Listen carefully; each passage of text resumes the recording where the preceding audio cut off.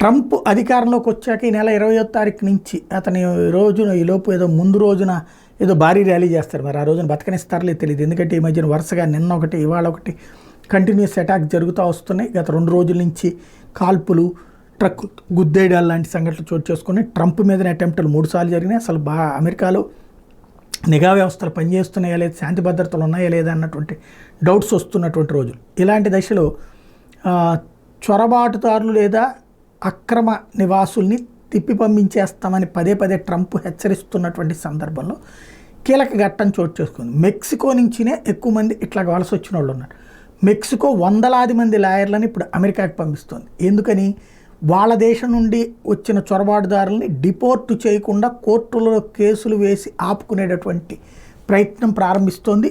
ఇందుకోసం వందలాది మంది లాయర్లకి డబ్బులు ఇచ్చి ఎంగేజ్ చేసుకోవడం అన్నటువంటిది కీలక పరిణామం.